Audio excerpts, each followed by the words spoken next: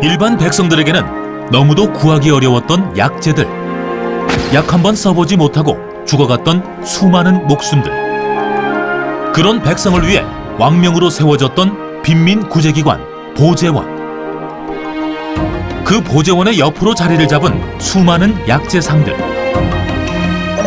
전국적으로 확대된 약재 시장. 오직 약재만을 팔았지만 수많은 외국 상인들이 찾아와 국제무역의 중심지가 됐던 곳 양령시. 그러나 일제강점기 일본의 탄압으로 조선의 약재 시장은 축소되고 조선 약재들은 모두 일본으로 넘어가게 되는데, 그럼에도 그 명맥이 끊기지 않고 지금까지 이어져 내려와 현재의 약재 시장이 된 백성을 살린 시장 양령시. 그렇습니다. 한의학의 역사를 짚다 보면 사실 약재 요 얘기를 안 할 수 없거든요. 근데 저희 이제 MC들도 저희가 쭉 진행하면서 웬만큼 역사를 많이 압니다. 어떻게 보면 1회 때 약식동원 그래가지고 이제 기억하죠. 마늘과 쑥이 나오거든요. 여기 어떻게 보면 시초 아닐까 이런 생각 해봅니다. 두 분 기억력이 되게 좋으신 것 같아요. 이제 쑥과 마늘이 비록 신화속 이야기지만 그 성분과 약효 등을 살펴보면 한의학에서 이야기하는 단미요법이라고 할 수 있는 겁니다. 한의학에서는 이제 약의 기미를 중요시하는데요. 단군 신화에 나오는 쑥과 마늘이 그 생기를 느끼게 하고 왕성한 생명력을 발휘하게 하는 약물을 동원해가지고 다산을 기원하면서 민족의 영원한 발전을 염원하고 있는 겁니다. 이후에 이제 중국에서 나온 그 신농 본총형이라는 텍스트에 보면요. 고구려의 약재 11종이 실려 있고, 그 다음에 백제의 인삼이라든지 고구려의 오미자, 신라의 해송자, 우황 등의 약재가 우수하다는 기록이 있습니다. 이러한 약재들이 이제 중국으로 수출돼 가지고 교류가 많이 이루어진 거죠. 그러니까 삼국시대부터 이렇게 약재 교류가 있었다는 게 또 기록으로 남아있다는 사실이 저는 너무 신기한데요. 그러니까요. 이게 조선시대 때도 당연히 이런 활동들이 이어졌겠죠?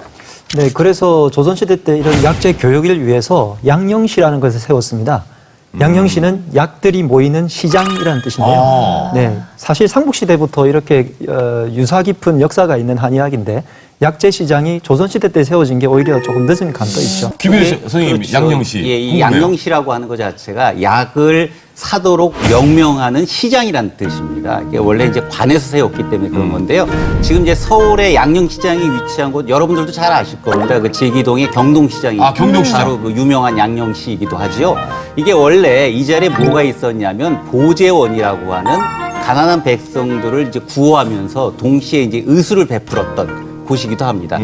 왜 하필 이 자리냐 하는 얘기입니다. 여기가 바로 이제 그 동대문, 지금의 이제 정식 명칭 흥인문이죠. 굉장히 가까운 곳인데 그 시청자분들이 그 화면에서 지금 지도를 보시는 것처럼 이곳 자체가 동대문, 흥인문에서 나와서 얼마 거리가 되지는 않습니다. 근데 이 지점에서부터 길이 갈라지기 시작하는데요. 한쪽은 이제 북쪽으로 위로 올라갑니다. 지금의 지하철 1호선을 생각하시면 됩니다. 이게 의정부를 거쳐서 북쪽으로 올라가죠. 한쪽은 거기에서부터 이제 5호선 경로로 따라서 이제 남쪽으로 내려가게 되는데, 이 남쪽으로 내려가기 시작하면 이게 이제 밑으로 그 강을 건너서 이 어디로 내려가냐면 이제 이 충청도 또는 이제 그 아래 경상도로 쭉 연결되도록 되어 있는 곳이죠. 그러니까 이게 강원도나 이 아래 충청도 등등의 사람들이 쭉 모여와서 여기에 이제 약을 팔기 시작하면서 양령시가 발전했던 곳이기도 합니다. 그래서 이른바 교통의 요지였기 때문에 발전한 거죠. 그러니까 경동시장에 가면 이게 입구에 양령시장 이렇게 써 있거든요. 네. 저도 이제 약재를 구하러 가면 그 양령시장이라는 그 단어 자체는 근대에 만들어진 줄 알았어요. 근데 이게 이미 조선시대부터 네, 맞습니다. 대단합니다. 네.